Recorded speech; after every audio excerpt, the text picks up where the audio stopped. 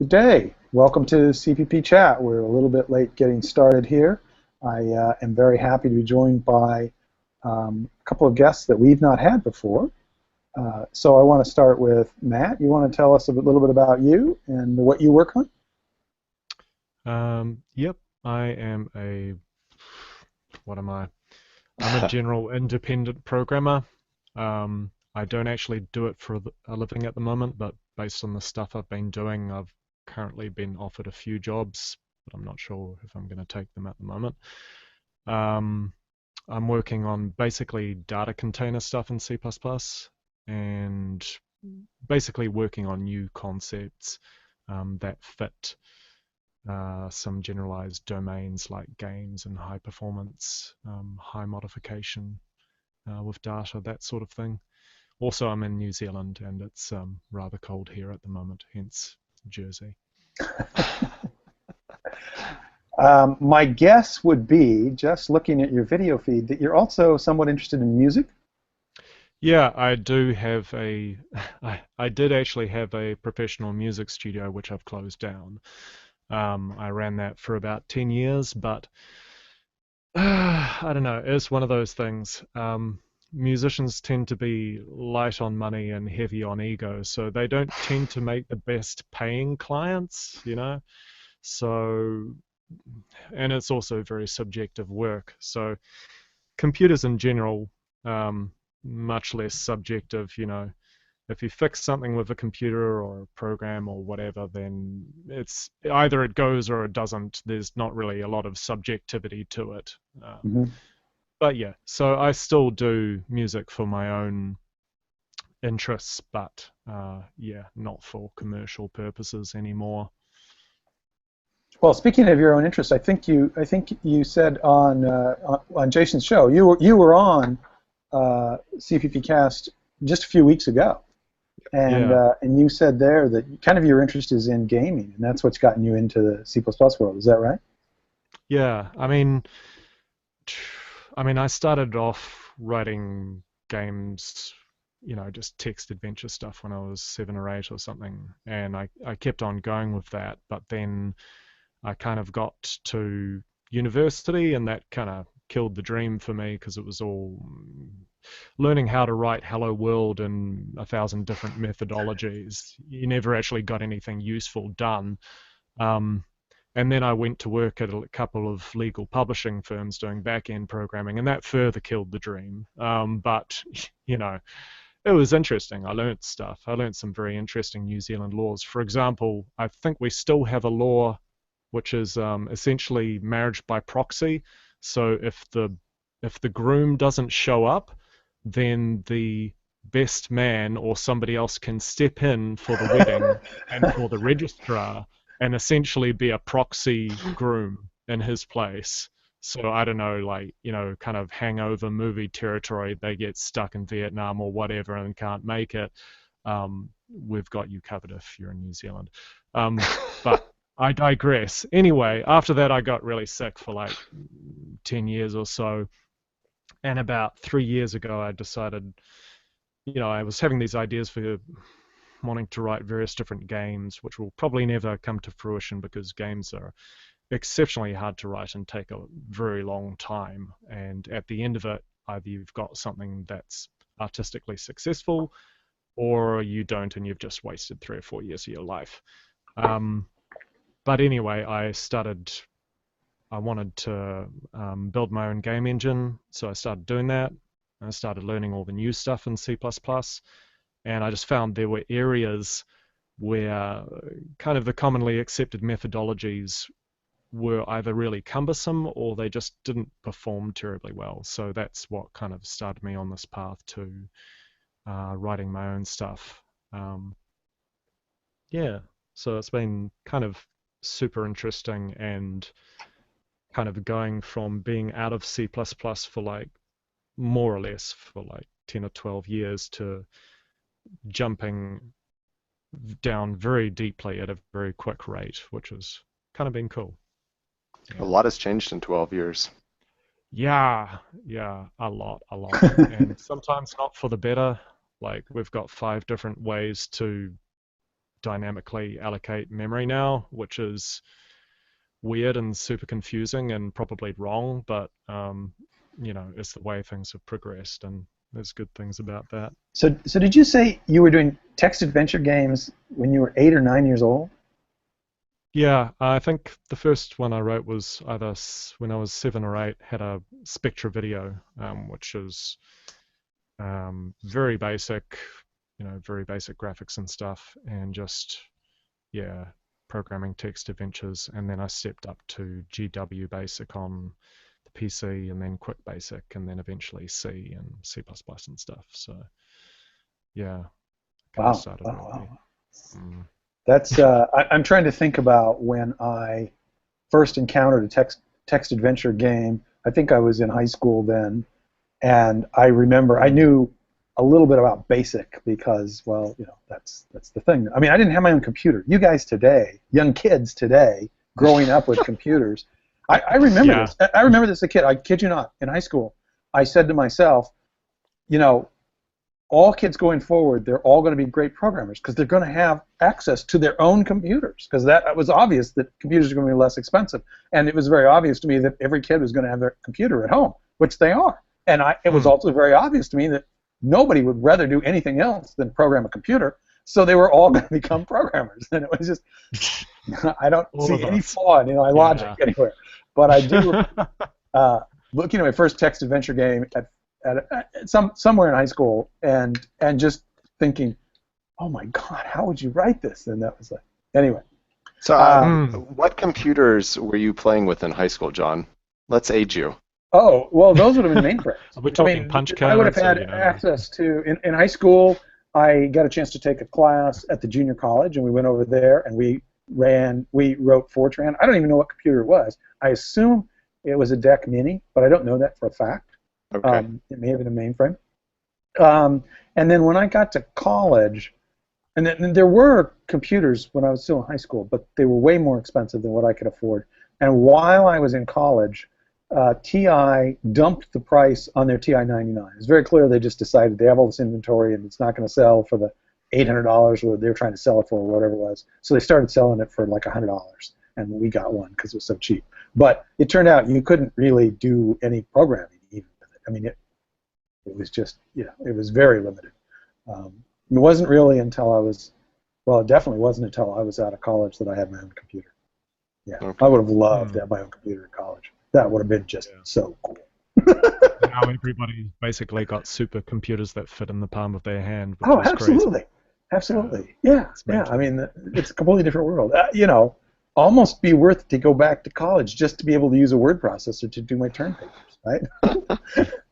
I mean, do you know what it's like to type something and then you get, almost to the end of the paper and then you make this horrid mistake and you realize you have to retype the whole page? I mean, it's just, Oh, geez.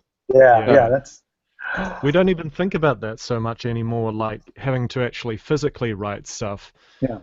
And if you want it to be pretty, you can't just scribble something out. You can't write it in pencil. Nowadays, we're all essentially writing in pencil, but on a computer screen. So it's all, it all looks fantastic, and we don't have to worry about how bad our handwriting is. Mine is absolutely dreadful.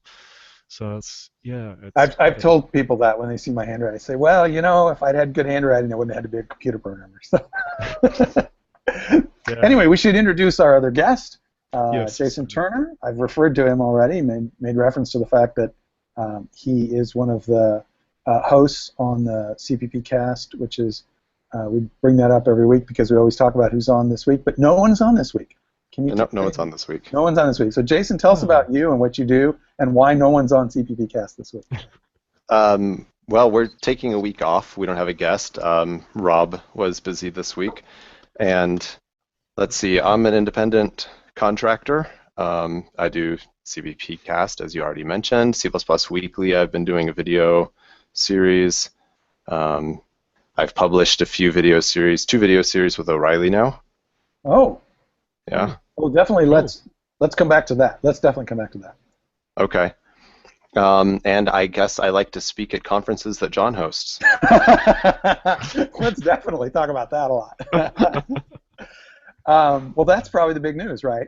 We just announced that you're doing a plenary talk. And this is based on your video show. Yes, one of the C++ weekly episodes I did a few weeks ago on C++ 14 for the Commodore 64. Nice. That was the foundation of it. Right? And I don't know how much. I don't want you to spoil any. I don't know how much you tell us whatever you can tell us about what you want to do, because I know it's not going to be just the 17 minutes or whatever it was that was on your video. You're going to do something more, and you're going to wow us, right? I hope to wow you. The official description is writing a simple game for the Commodore 64 in C++ 17. And I will demonstrate a fully working game for the Commodore 64, written in C++ 17. Wow. Mostly written live. That so is cool. Is this like a new Commodore 64, or is it like the old ones from the 80s, or?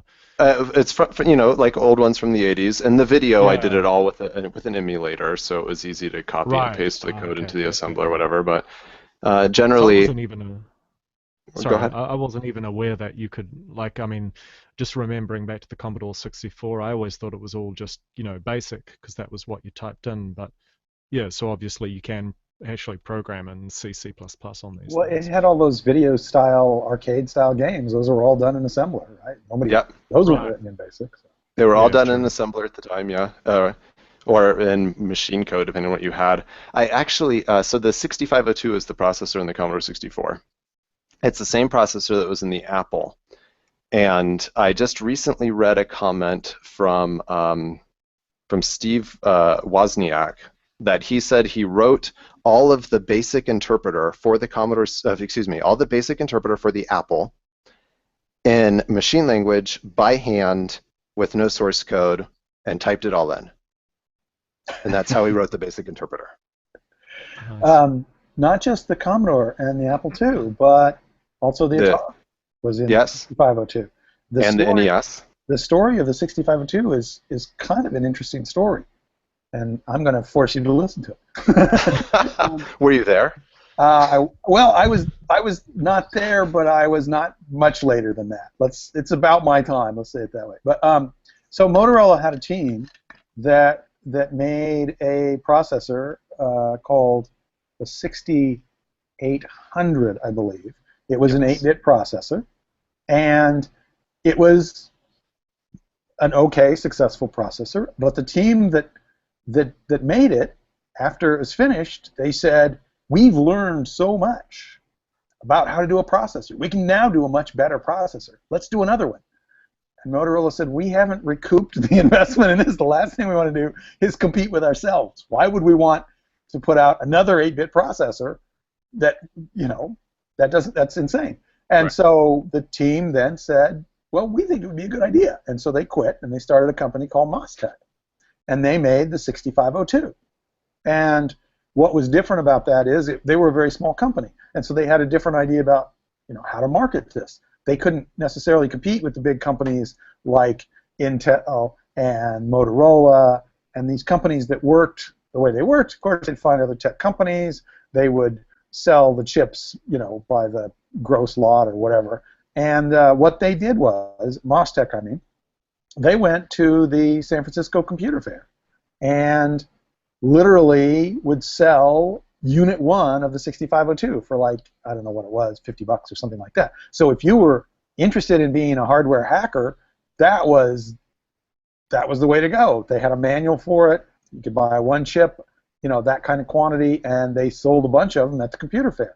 And they ended up in Wozniak's hands, and they ended up at like I say, Atari and Commodore, and it became the standard 8-bit chip for everybody that wasn't on the Intel 8086, right? Yeah. Or 8080 was the first 8080. Yeah, the 8080 at that time. But anyway, Almost so that's sounds like a sort of Raspberry Pi almost sort of movement, like that level of, Yeah, well, real the thing is, level. yeah, right, but because they were just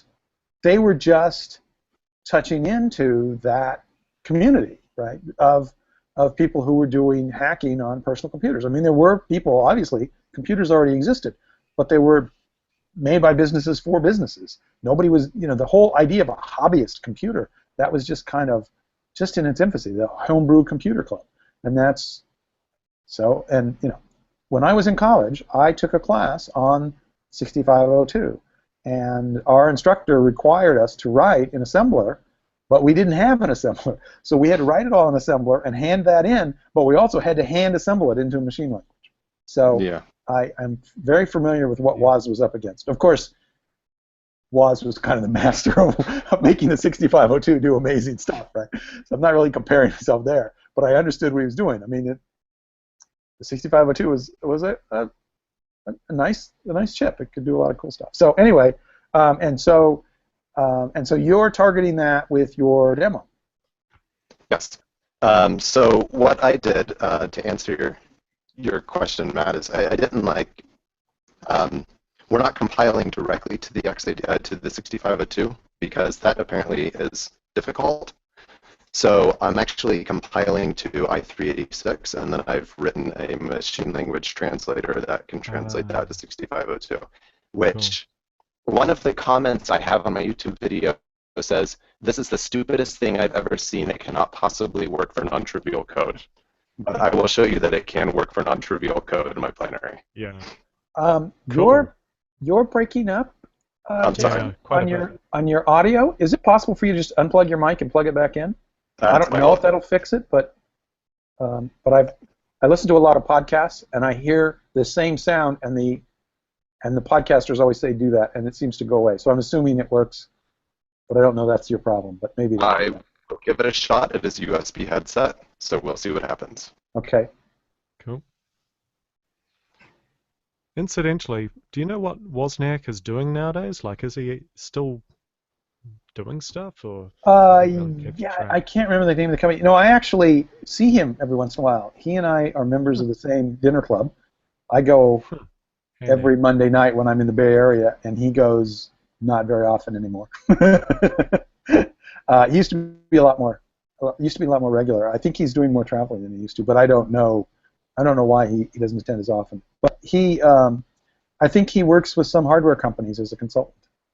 So, but I can't tell you the names of the companies or what exactly he does. I seem to recall he was doing something interesting with some storage device companies, or a company that was into storage devices. But I don't know. So, let's hear you talk, Jason. Let's see if it worked. Can't hear you. Oh, we can't hear you at all. No. That's not good. Darn.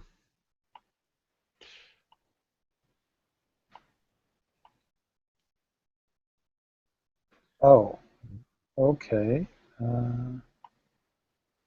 Okay. Jason said, yeah, he just sent us a text. He's going to drop and rejoin. Okay. So, meantime, Matt, why don't you tell us about the talk that you're going to give at CppCon, because you're scheduled to do that as well. Yeah, so I'm talking on the 19th, I think, at 3 p.m., I think. That's Monday. And yeah, basically, I came up with a data container called Colony, which is designed, essentially, it's unordered, and it's designed for high performance when you've got a lot of modification happening. So you've got a lot of insertions and erasures happening. It's very fast for that. It makes a bunch of assumptions about use, which are based on the general forms of data that we see in games, rather than what you often see on online benchmarks, which is sort of inserting 1 million integers, which doesn't tend to happen in games. But I mean, there's a whole kind of bunch of stuff I could go into there, but then I'd essentially be. Now, when you say it's unordered, are you saying it's like an associative container? No, it's got a key value kind of thing? No. Basically, it's unordered because most game data is unordered, but there's no key values. It's basically much like a stack. You can insert into it. Unlike a stack, there's no popping. You can erase stuff through it, but basically you just iterate over the data from start to finish, which is pretty much what happens in games. So you have your actor or whatever, a container of actors. You just iterate over them they link to other things. The main feature of the container, as it were, is that pointers to data, like pointers to elements within the container, never get invalidated by arrays or insert. And I think Deke has that property for insert and doesn't have it for erase. And the way that it maintains that for erasure is essentially by keeping track of the memory locations that get erased and reusing them, hence the unorderedness, because when you insert into it, either it'll be inserting into a previously erased memory location, or it'll be pushing it to the back of the colony, essentially. So that's, generally how it works. And there's also kind of a skip field pattern that I've developed for it that enables the iterator to all of the data and skip over the erased data without generating branching, which is what you get if you use, for example, a Boolean skip field. Probably beyond the scope of our talk here to go into great detail on that, but well, we don't have whiteboard, so we can't really get into the code. Yeah, exactly. That's kind of tricky. But yeah, that's the general gist of it, and I'll be going into actually showing benchmarks of this is how it compares to the other standard containers. This is how it compares to vector modifications and Deke modifications, or some of them at least. So you referred to this as a colony. Yeah. Is that your term? Yeah, it's just, I don't know. It seemed to fit. Well, I'm not. I just wanted to know if there's like this, your implementation of this type of container, or if you just invented this kind of container to have the characteristics that you thought worked well with a game development. Wait, what was the first part of that? Well, what I was saying is, are there other implementations out there of colonies, or no? Okay. No, this is the first time somebody's, as far as I know. I mean, the computing world is big, and of course. Actually, I was talking to, because I did a talk on it at GDC NZ last year, and somebody came up to me afterwards, and he was sort of doing freelancing work for Sony, for like PlayStation and stuff, and he said that actually they were developing something similar as well. So I don't know whether it's the same type of thing, or who knows. Right. But no, this is kind of my own concept, and I've actually got a bunch of other concepts I want to do based on some of the technologies that have come out of it. Like I want to do a flat list, for example, which would be interesting, but that's kind of like another 6 months of work if I decide to do that. So. And what is a flat list? Is this similar to a flat map, flat set in the Boost terminology? Yeah, I mean, basically, the standard idea of a list is, each of the nodes gets dynamically allocated separately. So this would be basically creating memory chunks like you have with a deck and chucking them into there. But the trick of how to do it is to, when you do erasures and then reinsert, is getting those reinsertions, because the key point of it is that it's ordered, so you kind of want those insertions. If you're inserting after a particular element, you kind of want the location of where you're putting the new element to be somewhere close to that element that you're putting it after, in terms of memory contiguousness and cache coherence and stuff. So I've got several ideas of how I could do that, but at the end of the day, it'd have similar properties to a list in terms of very fast erasure, but it would be closer to a colony or a deck in terms of insertion and iteration performance. So, yeah. Interesting. How are you going, Jason? Hey, can you guys hear me? Oh, yeah. Yay. Very good. I don't have to talk anymore. Yay. So one of the things, when you were talking about that, I remember something that I think I may have mentioned this before, but I'm not sure I have on CppChat. But Alex Stepanov told me that the STL was developed with a different architecture in mind than what we have today. And specifically, he said the two changes that that have happened since he designed the STL. One of them is that Malloc has gotten even more expensive. Malloc was always considered expensive, but we didn't normally have multi-threading, and so most apps or most implementations were not concerned that on top of doing a malloc, you also had to somehow make that thread safe. And so that makes malloc even more expensive than it used to be. And the other thing is that the assumption at the time was that all memory accesses were equivalent. And so jumping around with a list or with nodes on a tree, no more expensive than adding accessing something that was contiguous. And this, now we know, of course, that that's because of caching. You know, we have a whole different world. And so I think if Alex were looking at this now, he would probably have been looking at other kinds of things. And one of the things I wonder about is B-trees.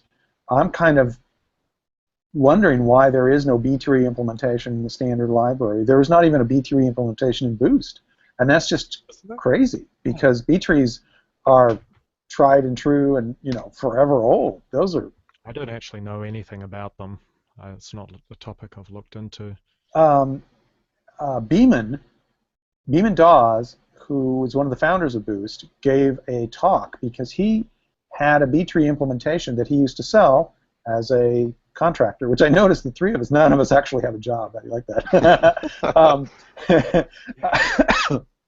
Anyway,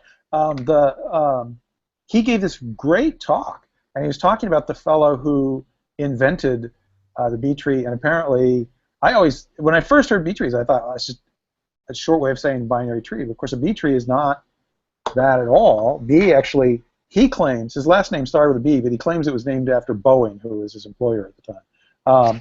But it's actually a very interesting implementation because it has some characteristics of a tree, but not every node is individually allocated. It's kind of like a deck in that there's chunks of allocations. So your trips to the malloc to the allocator are not one-to-one with each node.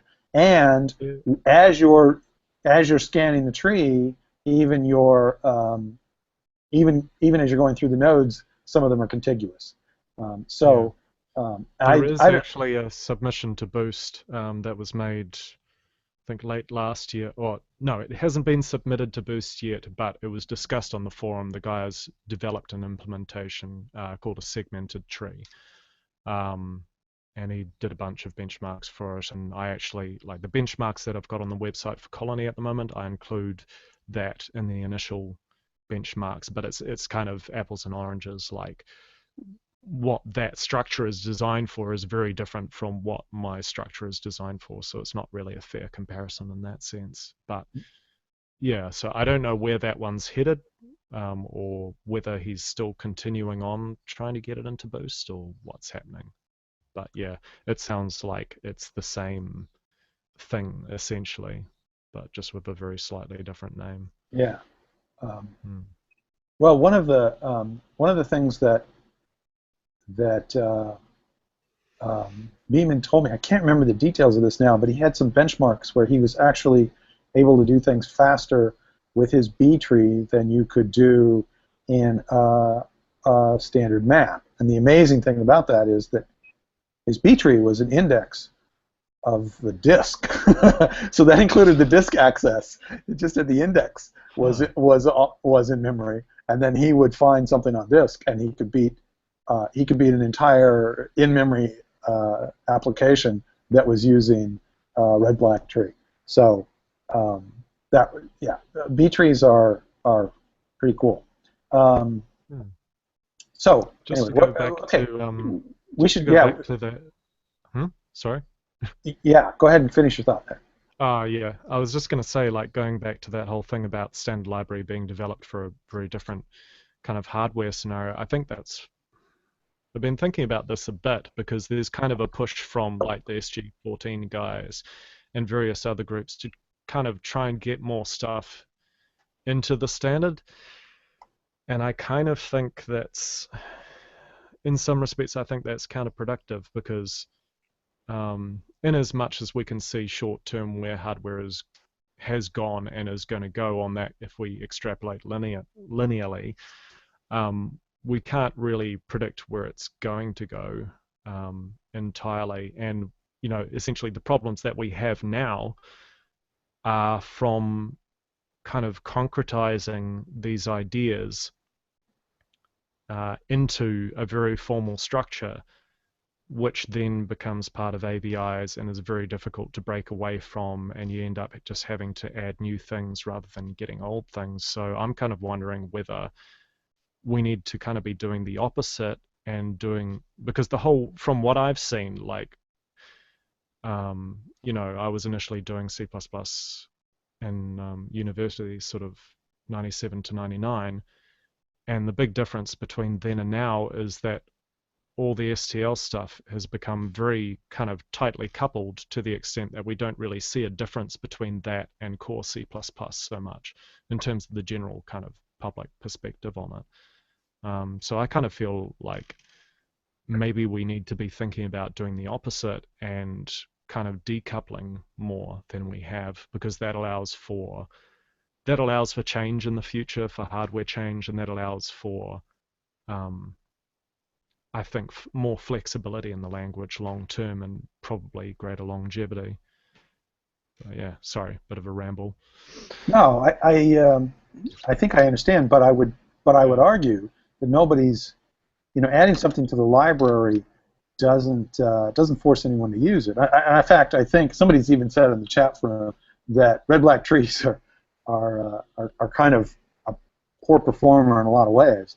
And I very much agree with that. I think standard map is probably overused for legacy reasons. I mean, before we had unordered maps, it was kind of the associative container you have, and rather than rolling your own or including boost or something like that, you use what's in the standard. But if we get better and better containers, or containers that are better implemented on modern hardware, I don't see the danger of the fact that map is still in the standard or something like that.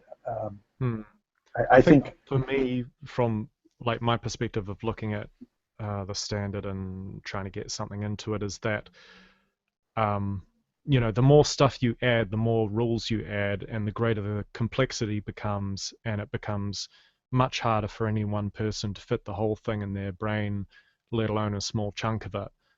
And that's not even talking necessarily about the standard itself, but about the language. Like just going from, where I've been and coming 3 years ago and going through all the different, I mean, I only kind of knew about, dynamically allocating using new at that point, and then I had to learn about operator new, and then I had to learn about allocator, and then allocator traits, and, and I know all that stuff now. It's great, and it's totally unnecessary. There only needs to be one of these things that takes parameters. Essentially. So the more complexity you have in the language, the more stuff you have. I think the less chance it has long term of survival. But that may be me being alarmist or something. Could be. Jason, your thoughts? Yeah, I'm kind of stuck back actually about 10 minutes ago at this point when John said that Stepanov said that they made the assumption that memory accesses were all the same cost, basically.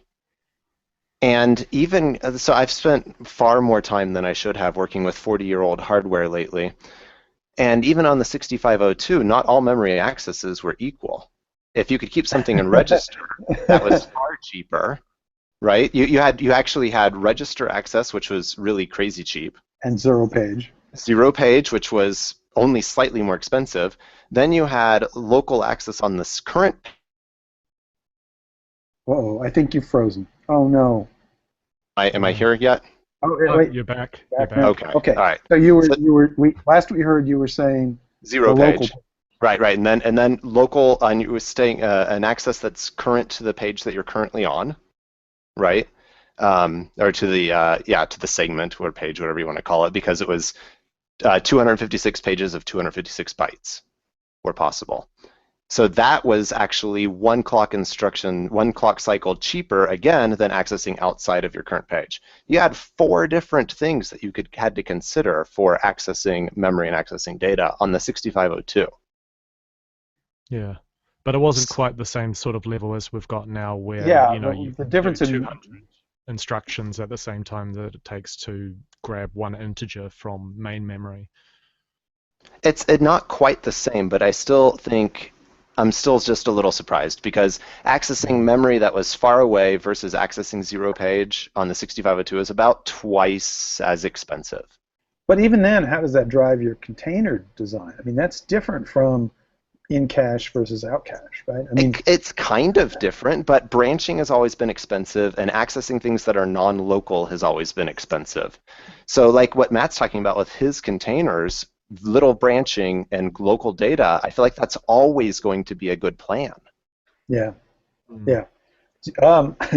While we're traipsing through my old memories, have you ever looked at the design of the Apple III?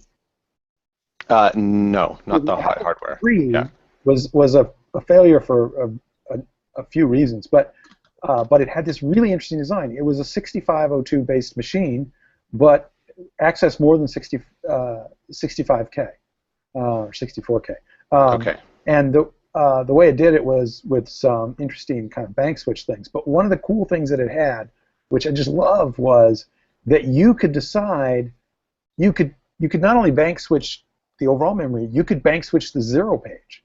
And so what happened is if you would call into the operating system would say all of our stuff is in the zero page and access that way. But when it returned to you, you could set the zero page back to your data or your instructions, whatever you wanted, wherever you wanted the zero page to be. And that was just such a really cool way of leveraging what the 6502 could do, because it was, limited. But I actually had someone describe the 6502 to me by saying that it had, what did he say? 32 general purpose, no, 32. Oh, I don't remember what he said. But the point is, he referred to all of the zero-page memory as if it was a register. He said it's 32 32-bit registers or something like that, which of course it's really handy to think of it that way. Yeah, it's not really a register, but it's really fast addressing. Yes. Yeah. And interestingly, it's exactly the same memory as the rest of the main memory. It's just a special mode that the processor supports. For faster addressing. Yeah. I suspect you're right, and I suspect that, I mean, who knows? Maybe there's some kind of form of architecture we can't even reasonably conceive of yet, where all of your memory is, I don't know, either on the CPU or something like that.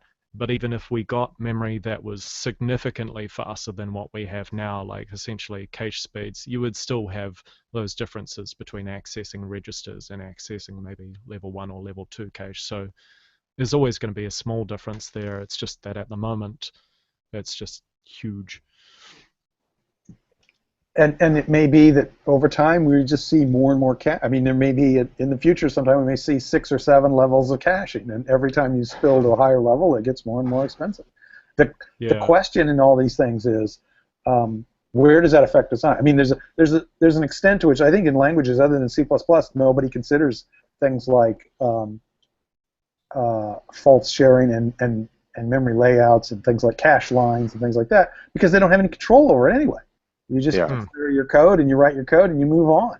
And if you can't control it, you don't have to think about it. It's, and so in C++, we worry about such things. We think about, whoa, what would happen if we put this data at the end of the structure or something like that? Would that increase sharing or whatever? And we have control over those things, and so we worry about those things. But if if some of this caching stuff is something that the processor itself or the compiler can optimize for us, then it doesn't really affect how we build our data structures or how we build our containers. I mean, maybe, I don't know.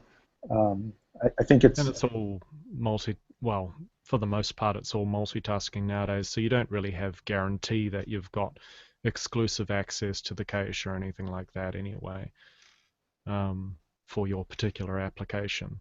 Yeah. Right. So it's all kind of out of our hands to a certain extent.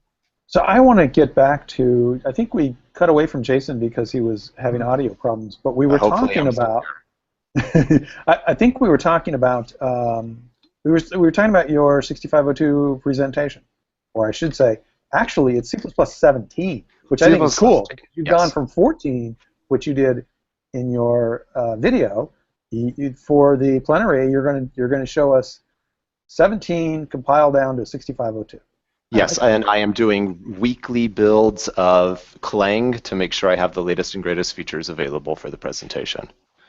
And so, is there any particular reason for using C++ 17 for it? Like, are there advantages in terms of making code that is easily translatable, or is it just sort of, the challenge of it?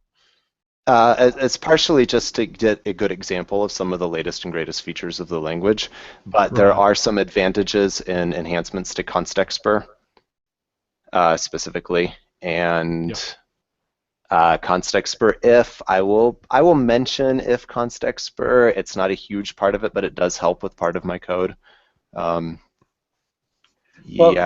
I want to say there's something, because I know a little bit about why we asked Jason to do this talk, and so there's some politics to it, and the politics is we're really trying to reach out and send a message about embedded development, and so we have Dan Sachs is going to do a keynote. He is, C++ embedded for years. He wrote a column on this and is a speaker many years at the Embedded conference, and so he represents part of our trying to make the point that C++ is a language with superior tools for C. And I think that people have thought that, well, the direction C++ is going is to be more and more complicated, and it's going to be less likely that it's going to fit in small footprint. It's going to be, it's just not going to be a great language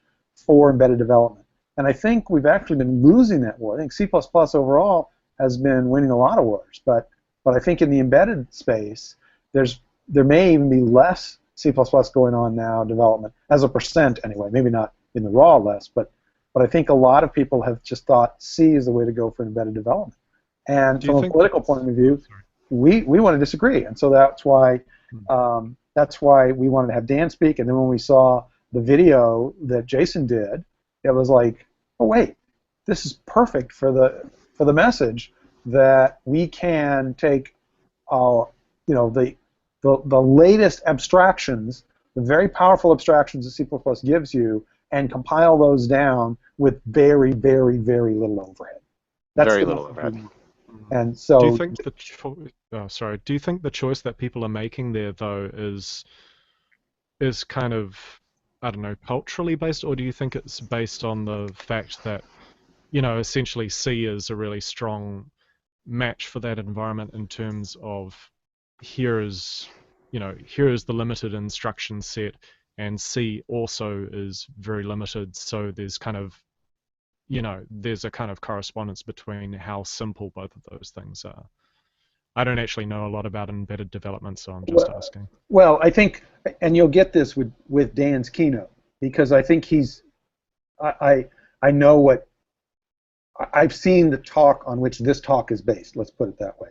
And I think part of the point of his talk is that we are losing this battle, and that we used to be, we used to have, at one point, it looked like C++ was going to take over the embedded development, because that was the trend. C++ was growing in the embedded community, and Dan thinks we're starting to lose that battle, and it's actually going the other way.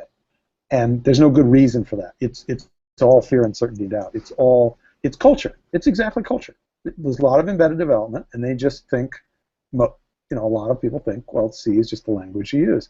And Dan has been on his soapbox forever talking about the C++ features that make embedded development easier to maintain, and never, giving up performance is not on the table, or costing more memory is not on the table. If C++ can't do it better for no additional cost, then we don't. Yeah, that's not considered.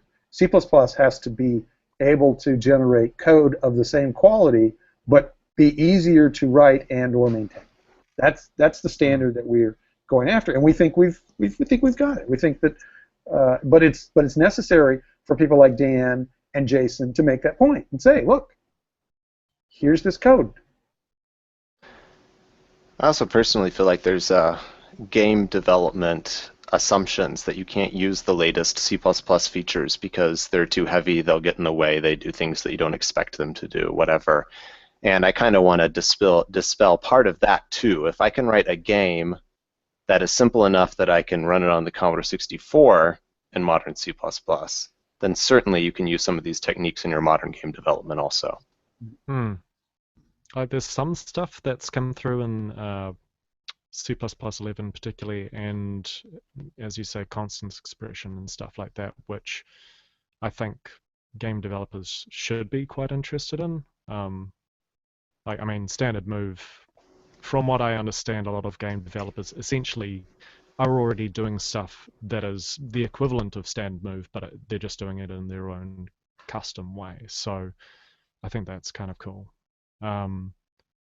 But yeah, there probably is some unreasonable fear and doubt there across all platforms, but I don't know. You probably get that with anything new. Yeah. Well, and some of it maybe, somebody's mentioned in the chat room fear of code bloat in templates in the embedded world. And so it is possible that some misgivings about new technology actually have some basis in truth. In fact, they're likely to have some basis in truth. But I think compilers have done an awful lot in the code bloat area. I think early templates were kind of bloaty. But, people figure this out and figure out how to do better. And I think this is one of the things that compilers are really good at is looking at templates and figuring out, oh, wow, these different types are actually generating the same code because all these types, if you have a container, essentially it may be different actual code, but the actual code that's generated may just rely on the fact that the item you're putting in the container is 4 bytes. And other than that, you don't really care. Right. So it can depend. The main problem that oh, sorry, you go. Just to get a quick little preview here, I will be using moderately complex variadic templates that don't show up in the compiled code at all. Right. The abstraction is in the source. The abstraction is for the human user. Yes. But by the time the compiler is finished with it, it doesn't even exist. Doesn't even exist. Yeah. And I think that's part of what we can do with templates anyway. We have that magic just with templates, let alone the modern const expert variadic stuff. Some stuff you can do with templates is just the computer processing at compile time and generating really good code. I think the main problem that game programmers, or at least the AAA types, tend to have with templates is simply compilation speed. Because when you've got something that's that huge and you've got so many different collections of data, it just adds, so much compiler complexity. If you're talking about an indie developer or, small game engine like the one that I wrote, doesn't really matter. But certainly when you're getting sort of up to Mike Acton levels, then they start getting really quite annoyed, shall we say, about. Definitely true. Yeah. Yeah, there's no question. I think one of the big drivers of people looking at modules is game development. I think Sony's a big driver on that. Very concerned about compile time costs. Right. So. Sorry, I was just going to say, it's actually quite, I don't know, it seems that templates are quite difficult for compilers to deal with in general as well, like simply because of the nature, some of the things that you can do, having templates within templates, that sort of thing. For example, I had several scenarios in Colony where I was developing friend functions, and I could build it in a way that would work on one compiler but would crash another compiler. And it's the compiler's fault. Like, I reported one of them to Clang, and they were like, "Oh, that shouldn't be happening," and they fixed it in I think 3.7. But it also seems to add a level of complexity to work and to compilers as well. Yeah, well, if your compiler asserts or crashes, yeah, it's a compiler bug. And it may be that that modules will help with some of that template stuff. I do know Louis Dion did a talk just recently at the local user group, and one of the things that he talked about was because of course he's working on HANA, which is the Boost library for template metaprogramming, or a new Boost library for template metaprogramming. And one of the things that he talks about is that he has his own tuple library, and it's pretty much like the standard tuple library, but one of the big differences is he doesn't have as many constructors. And he pointed out, he said the problem with those constructors is that even if you're not using them, they might be usable, and so there's a significant amount of compile time overhead to consider all the different constructors because they might be in use. So they're part of the function selection process, and there's a lot of overhead to that. And so, yeah, we like our templates, and and they have a compile time cost. I like templates. And yeah. So I do like templates. I do also want to move on and talk a little bit. Actually, we're running low on time. Gosh, where'd all the time go? Jason, you've got we've been talking about your plenary, but you've got a couple of other sessions as well. You want to just share those with us? Sure. I'll be doing a session with Rob, who is the founder of CppCast, for those who don't know, and we'll be discussing stuff that we've learned from the community, which I think will be a fun talk. It'll be lighthearted. It'll be a break from all the really serious talks that you've been going to. And I am doing a reprise of the talk that I gave at C++ Now, which is practical performance practices. But it'll be updated and shortened a bit. Is that the one that you got a Best Session award for? Best. Or a different one? Yes, no, it was that talk. Best session and most practical and best tutorial. So Excellent. Not best session. Someone else's best session. Okay, all right. It was a Best Session award in the generic sense of Best Session. It was right. It was one of those awards. Okay, that's great. All right. I'm hoping, speaking of your lighthearted session with Rob, I'm hoping to get together a community session. I'm not sure when exactly that will be scheduled. And I should also, for those who are paying attention and want to go to Jason's talk that is the reprise talk from C++ Now. First of all, the C++ Now version is online, I think, yes. Isn't it? Yes. C++ Now version is online. And it's scheduled for Wednesday, and it will be moved because we're going to put the plenary on Wednesday, and so we need to figure out. I don't want to have Jason have to do back-to-back talks, although I'm certain he's capable, but we're going to see if we can find a better time for the other session because we want to put the plenary on Wednesday. Yeah, I was pondering if it was even physically possible, actually, to get my equipment and everything moved over for the second session in 30 minutes. Well, let's not find out. Let's do it a different way. So we need to find a better time for the Wednesday session, and then we haven't announced the order of the plenaries, but I could pretty much watch CppChat and find out the inside, right? I think we're going to do Bjarne on Monday, Dan Sachs on Tuesday, you on Wednesday. I think David Schultz is on Thursday, and Herb is on Friday. Okay. Pretty sure that's what we're doing. And then I don't think we have announced the closing panel, but I think the closing panel is going to be really strong this time, and I'm really excited about that. Anyway, so we should probably wrap up. I've enjoyed having you guys here. I hope we can do it again. I know that Matt doesn't have, it doesn't work for him very well to do the morning slot, and this happened to be because I was traveling. In fact, that's why we're a little late, because I was weather delayed on my flight, so I just got in the hotel, and so that's a little why we're delayed. But anyway, so it's if 5 hours difference. Sessions, we'll jump on Matt and see if we can get him for evening sessions. Jason, it has been great having you on. Thanks. And so we want to have both of you guys back. I'm not sure exactly when next week's will be. Probably could be a Saturday or Sunday morning. I don't know. I got to figure all this stuff out.